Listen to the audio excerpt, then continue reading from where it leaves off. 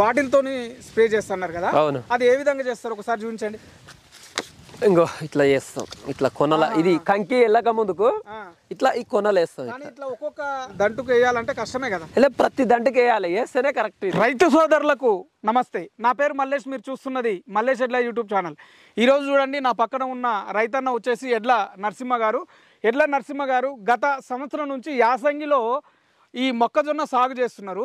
మరి యాసంగిలో మొక్కజొన్న సాగు చేసేటప్పుడు ఎటువంటి జాగ్రత్తలు తీసుకోవాలి, దీని మొక్క అంటే విత్తనము వేసినప్పటి నుంచి మన క్రాప్ వచ్చేంత వరకు ఎటువంటి జాగ్రత్తలు తీసుకొని ఈ మొక్కజొన్నలను పెంచుతున్నాడు అనే విషయాలు తెలుసుకునే ప్రయత్నం చేద్దాం. ఎందుకంటే వర్షాకాలంలో అయితే మనకు వర్షం మీద ఆధారపడి చేస్తుంటాం, యాసంగిలో వచ్చే వరకు మనకు వీటికి నీళ్లు కట్టేది ఉంటుంది కాబట్టి మరి వీటి నీటి యాజమాన్య పద్ధతులు ఎట్లా ఉన్నాయని అనే విషయాలు కూడా మనము తెలుసుకునే ప్రయత్నం చేద్దాం. ఇప్పుడు మనం ఉన్న ఈ ప్లేస్ వచ్చేసి ఆమంచ గ్రామం, తిమాజ్పేట మండలం, నాగర్ కర్నూలు జిల్లా. పూర్తి వివరాలు వచ్చేసి మనం రైతన్న దగ్గర మాట్లాడి తెలుసుకునే ప్రయత్నం చేద్దాం. నమస్తే నరసింహ, మీరు ఇంతకు ముందు కూడా ఈ గత సంవత్సరం కూడా ఈ మొక్కజొన్న యాసంగిలో సాగు చేసేవారని తెలిసింది. ఈ ఏరియాలో వాటర్ ఉన్నోళ్ళు కూడా యాసంగిలో వేసుకుంటారు, కానీ వర్షాకాలంలో ఎక్కువ సాగు చేస్తుంటారు కదా, మరి యాసంగిలో సాగు చేయాలనే ఆలోచన మీకు ఎందుకు వచ్చింది అసలు? ఇప్పుడు ఎట్లా అంటే, ఇప్పుడు యాసంగి పంటకేమో నీళ్ళు ఇచ్చి మనం మంచిగా కంటిన్యూగా నీళ్ళు కడతాం కాబట్టి మంచిగా కంకి దిగుబడి పంటకి ఇట్లా బాగా వస్తుంది. వర్షాకాలం వేస్తే ఏమవుతుందంటే మనం వర్షం మీద ఆధారపడి దానికి టైం అయిపోయినాక నీళ్ళు పెట్టడానికి పోతే పంట రాదు. అందువలన ఇప్పుడు వేస్తాను. యాసంగిలో సాగు చేయాలంటే ఎప్పుడు విత్తనం వేసుకుంటే బాగుంటుంది? అసలు విత్తనము వేసుకునే ముందు భూమిని ఏ విధంగా చదును చేయాలి? నేను డిస్కో వేసిన దానికి, డిస్కో వేసి దాంట్లో రూటర్ వేటర్ కొట్టినాం. 14-35 చల్లుకుంటూ రూటర్ వేటర్ కొట్టేసిన. ఆ తర్వాత ఏం చేసినా మళ్ళీ డిఏబి వేసిన ఒకసారి, వేసినాక ఇతనాలు నాటినాం మన ట్రాక్టర్తో. ఇతనం వేయక ముందుకే ఆ 2 వేసుకొని చేసుకున్నాక మన ట్రాక్టర్ సాలు కొట్టేది ఉంటుంది కదా, దాంతో బోజా కొట్టి బోజాకి ఈ సైడ్ ఆ సైడ్ నాటించినాం.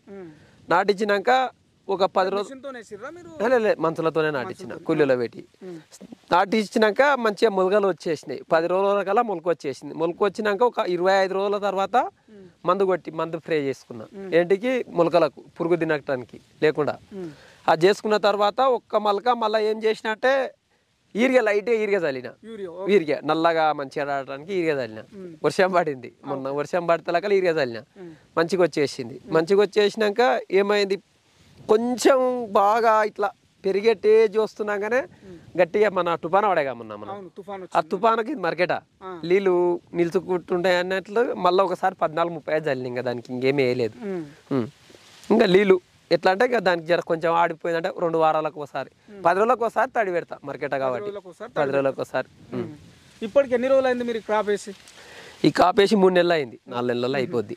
మరి ఇప్పుడు మీరు విత్తనము వేసుకున్నప్పుడు ఈ చీడపీడలు కలుపు ఎన్ని రోజులకు ఒకసారి? ఈ కలుపు అంటే మనం కలుపు మందు కొడతాం కదా దానిపైన. ఓకే, కలుపు మందు కొడతాము. ఇప్పుడు దానికి ఎలాంటి మనం మంచులు వేయ అవసరం లేదు, అరక కానీ ఏది కానీ ఇంకొకటేసారి కలుపు మందు స్ప్రే చేసుకుంటే మొత్తం మాడిపోయింది. ఇక చేను పైకి వచ్చేస్తుంది, చేను పైకి వచ్చేసి మంచిగా. అంటే మీరు ఈ మనకు ఈ పంట చేతికి వచ్చేంత వరకు అసలు ఈ కలుపు అనేది ఎక్కడ రాదు కాబట్టి ఎక్కడ రాదు. ఇంకా ఎక్కడ కలుపు అనేది ఏం రాదు, దీనికి కొద్దిగా కూడా రాదు, ఇంకేం రాదు. ఇంకా అది కొట్టినామంటే ఇక మందు కొట్టేసినట్టే కలుపు రాదు, ఏం రాదు, మంచిగా అవుతుంది. వర్షాకాలంలో పంట తక్కువ వస్తుంది. ఇప్పుడు యాసింగ్ వేసుకుంటే ఎకరం 45 క్వింటాలు 46 క్వింటాలు వస్తుంది కాబట్టి ఇట్లా వేసుకున్నాను నేను ఒడ్లు నాటకుండా. అంటే మీరు అప్పుడు యాసంగిలో ఎకరం వేసినా ఇప్పుడు ఎకరం వేసినా పంట దిగుబడిలో తేడా వస్తుంది? దిగుబడిలో చాలా తేడా వస్తుంది. ఎందుకు తేడా వస్తుంది? ఇప్పుడు మనం అప్పుడు వర్షం పడుతుంది అని మనం టైంకి నీళ్ళు కట్టాం, అట్లా తేడా వస్తుంది.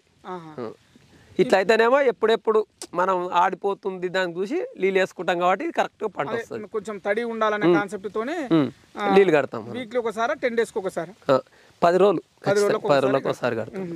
మరి వీటికి మామూలుగా అయితే వీటికి ఏమన్నా తెగులు వచ్చే అవకాశం ఉందా? దీనికి ఇంకా అదే పురుగుకు తప్ప వేరే తెగులు ఏం రాదు. ఈ లబ్బర్ పురుగు తప్ప వేరేది ఏం రాదు. వర్షాకాలం లేచినప్పుడు ఎకరాకు ఎంత దిగుబడి వచ్చింది? ఇప్పుడు లాస్ట్ ఇయర్ మీరు ఈ యాసంగిలో కూడా వేసారు కదా, ఇది ఎంత దిగుబడి వచ్చింది లాస్ట్ ఇయర్? ఇది 46 క్వింటాలు వచ్చింది. ఇప్పుడు మనకు వర్షాకాలం వేస్తే 20 క్వింటాలు వచ్చింది. అంత తేడా ఉంటుంది? తేడా ఉన్నది. ఎట్లా అంటే మనం వర్షం పడుతుంది అని నీళ్ళు కట్టక ఎండిపోయింది, అది ఎండిపోయి అట్లా అయింది. ఇంకా దాన్ని కాసిన కాడికి కాసింది. ఇట్లా అయితేనేమో ఎక్కువ వస్తుంది, మనం నీళ్ళు కడతాం కాబట్టి. ఇప్పుడు ఆ క్రాప్ అయినా ఈ క్రాప్ అయినా 4 నెలలే అంతే. వర్షాకాలం అయినా 4 నెలలే, ఇదైనా 4 నెలలు. అట్లా అంటే విత్తనాల్లో తేడా ఉంటదేమో? విత్తనాల్లో తేడా ఏమి ఉండదు, అదే సేమ్ అదే. మనం ఎట్లా అంటే వాన మీద ఆధారపడేస్తాం కదా, అవును టైం కడదు. అట్లా దీనికి టైం పెడితేనే దిగుబడి వస్తుంది, లేకపోతే అట్లా రాదు మక్క. అందుకని ఇప్పుడు మీరు ఈ పంట వేసుకున్న నేల ఏది ఇది? ఎర్ర నేల. పంట దిగుబడి బాగా వస్తుంది, బాగా వస్తుంది. ఇప్పుడు మరి ఎన్ని ఎకరాలు వేసుకున్నారు మీరు? 3 ఎకరాలు వేసిన. 3 ఎకరాలు. 3 ఎకరాలు ఇక్కడ నుంచి లాస్ట్ చివరి వరకు 3 ఎకరాలు.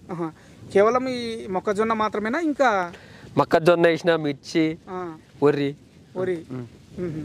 అయితే ఈ మొక్కజొన్నలో ఇప్పుడు కొంతమంది కాంట్రాక్ట్ పద్ధతి లాగా పండిస్తారు, అంటే మొత్తం వాళ్ళే చూసుకుంటారు, మొక్కలు వచ్చినప్పుడు తీసుకుపోతారు. అట్లనా మీరు ఓన్ గా చేస్తారు? ఈ కంకి వచ్చే టైంకు ఏమన్నా చీడపీడలు ఏవి ఇంకా దానికి ఏది ఆశపడదు. ఇప్పుడు ఈ టైంలో అవసరం లేదు దానికి ఏది. మరి ఈ పందుల నుంచి వీటి నుంచి రక్షణ ఎట్లా? వీటికి చుట్టూగా నైట్ తెల్లారు దీనికి కావాలి కాయాలి, ఇక పందులు రాకుండా బెదిరియాలి, ఇంక అంతే. నిద్ర లేకుంటది ఎనీ టైం. ఇప్పటిలో ఏమైనా వండుకోవాలి, నైట్ మొత్తంగా పండ్లకు కావాలి. వేరే జోలి ఎప్పుడైతే కంకులు పడతావు అప్పటి నుంచి అసలు మనం విత్తనాలు వేసినప్పటి నుంచే పందులు స్టార్ట్ అవుతాయి కదా. ఇప్పుడు చాలా, అప్పుడేమో ఏదో ఒక తార దుబ్బిపోతాయి, తింటాయి. కానీ ఇప్పుడైతే రెగ్యులర్ గా దీని చుట్టూ ఇక తెల్లారు తిరగాలి, ఇంక అంతే. ఇగో తిరిగి పడవాడ చూడు చుట్టూ తిరిగి ఇట్లా పోతున్నా. ప్రతి నైట్ 8 గంటల సంధి స్టార్ట్ అవుతుంది, 4 గంటల దగ్గర కావాలి కాయాలి, అవతల వండుకోవాలి. గత సంవత్సరం కాకుండా ఈ మొక్కజొన్న వేసుకోవడంలో ఇంతకుముందు మీకు ఏమన్నా అనుభవం ఉన్నదా? అనుభవం లేకుండే. మిరపతోట వేస్తే మిరపతోట చనిపోయింది, మొత్తం ఏరుకులు తెగులు వచ్చి మొత్తం కుళ్ళిపోయింది. కుళ్ళిపోతే ఏం ఆలోచన రాలేదు. పక్కలో ఒక రైతు వేసిండు, ఏం వేస్తావరా మక్కలు బాగానే వస్తుంది అంటే, ఇక దాంట్లో వేసినా ఇంకా అప్పటి నుంచి ఇంకా నేను మక్కలు వేస్తానే ఉన్నాను. అప్పుడు మంచిగా లాభం వచ్చింది. మళ్ళీ ఇప్పుడు వేసిన. 3 ఎకరాలు సాగు చేయడానికి మీకు అయిన ఖర్చు ఎంత? అంటే స్టార్టింగ్ నుంచి ఇప్పుడు చివరి వరకు ₹1,00,000 దగ్గర అయింది. ₹1,00,000 మక్కలు వచ్చి, దునుకం వచ్చి, పిండి పట్లేరంతా ₹1,00,000 అయింది. మీ ఓన్ గా మీకు ట్రాక్టర్ అది ఉందా? బయట బయట కిరాయి, మొత్తం కిరాయి, ట్రాక్టర్ గిట్ల ఏం లేదు. ఎక్కువ మొత్తంలో దీంట్లో మనుషులతో పని లేదేమో? పని లేదు, ఇంకా దాంట్లో గెడ్లతో కానీ ఏమో పని లేదు. కూలీల ఖర్చులు ఎక్కువ ఉండవు. కూలీల మిషనే ఇంకా దాంట్లోకి పోయేది ఏం లేదు. ఇప్పుడు సావలేదు, మనం ప్రే చేస్తాం కదా, గడ్డి కాదు ఈ దీనికి పురుగుకు. సావకపోతే దాంట్లో మొగిల వేసుకుంటా పిసికి పియాలి ఒకసారి. మళ్ళీ నెక్స్ట్ ఇది అయిపోయినాక వడ్లేస్తా. దీంట్లోనే తుకం పోసి పెట్టారు రెడీగా, దీన్ని రెడీగా పోసి పెట్టి వడ్లేసిన దాంట్లో మళ్ళీ మక్క కోతారా? ఎట్లా చేస్తారు? వడ్లేసిన దాంట్లో ఇక మక్క ఇంకా ఏదైనా ఒకటి వెళ్ళిపోతుంది. పంట మార్పులు చేసుకుంటే భూమి కొంత అంతే సారం ఉంటది. కంటిన్యూ ఒకటే మళ్ళీ ఇదే చేస్తామంటే వరి వేసినాం, వరి తీసేసి ఇది వేసిన, ఇప్పుడు ఇది తీసేసి వరి వేస్తాం. పోయినసారితో పోల్చుకుంటే ఇప్పుడు ఎన్ని క్వింటాలు వస్తాయని ఎక్స్పెక్ట్ చేస్తారు ఎకరాకు? ఎకరాకు పోయినసారి కన్నా ఇంకా 2-3 క్వింటాలు ఎక్కువనే రావాలి. పోయినసారి ఎన్ని వచ్చినాయి? 46 క్వింటాలు వచ్చింది పోయినసారి. 46 క్వింటాలు ఎకరాకు. ఈసారి 48 క్వింటాలు రావాలని నా టార్గెట్ గా ఉన్నది. ఎక్స్పెక్ట్ చేస్తున్నా. పక్కా వస్తుంది ఖచ్చితంగా. బాటిల్ తోని స్ప్రే చేస్తున్నారు కదా, అవును. అది ఏ విధంగా చేస్తారు ఒకసారి చూపించండి. ఇంకో ఇట్లా చేస్తాం, ఇట్లా కొనల, ఇది కంకి వెళ్ళక ముందుకు ఇట్లా ఈ కొనలు వేస్తాం. ఒక్కొక్క దంటుకు వేయాలంటే కష్టమే కదా? ఇలా ప్రతి దంటుకు వేయాలి, వేస్తేనే కరెక్ట్. ఇది అంటే కూలీలను పెడతారు, కూలీలను పెడతాం. అట్లా 3 ఎకరాలు వేయడానికి ఎన్ని రోజులు అవుతుంది? అట్లా 3 ఎకరాలు ఒక 10 మందిని పెడితే ఒకటి నాడేసేస్తారు. ఒకటి నాడేసి ఏం కలిపి ఇంట్లో మీరు? దీంట్లోనా ఇది 2వ సల్ఫాన్. ఈ కంకి వచ్చేటప్పుడు ఈ సుడిలా ఇది వేయాలి, సుడిలే మంది వేయాలి. వేస్తే మనకు ఏమన్నా లబ్బర్ పురుగు ఉంటే మొత్తం పోతుంది. చివరిగా కొత్త రైతులు కూడా వస్తున్నారు, అంటే ఎక్కువ ఈ యాసంగిలో పంటలు వేయాలనే ఆలోచన కూడా. మొక్కజొన్న ముఖ్యంగా యాసంగిలో పండే పంట కాబట్టి కొత్త రైతులు కూడా వేయాలనే ఆలోచన ఉండొచ్చు, ఇంతకుముందు వేసిన వాళ్ళు కావచ్చు. అటువంటి రైతులకు మీరు ఏం చెప్తారు? మీరు 2 సంవత్సరాల నుంచి చేస్తున్నారు కదా, మీరు మీ అనుభవంలో మీరు రైతులకు ఇచ్చే సలహా ఏంది? రైతులకు ఇచ్చే సలహా ఏంటంటే మక్క వేసుకోవచ్చు ఖచ్చితంగా. ఇప్పుడు యాసింగ్ వేసుకోవచ్చు. వర్షాకాలానికన్నా ఇప్పుడు చాలా బెటర్ పంట ఇది. వరి కన్నా మేలు ఇది, దిగుబడి బాగా వస్తుంది. ఇప్పుడు వేసుకుంటే మంచిగా పంట వస్తుంది. ఎకరానికి 50,000 మిగులుతాయి. ఎకరానికి 50,000 నాకైతే మిగిలినాయి, టెన్షన్ లేకుండా. ఎకరానికి 50,000 కష్టపడితే మిగులుతాయి.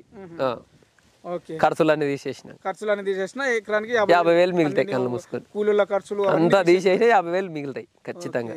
ధన్యవాదాలు సార్, చాలా మంచి సమాచారం ఇచ్చారు. విన్నారు కదా మన రైతు చెప్పిన వివరాలు.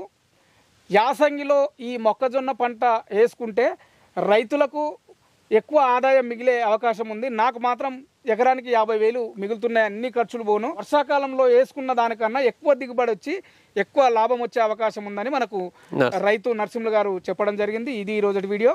ధన్యవాదాలు.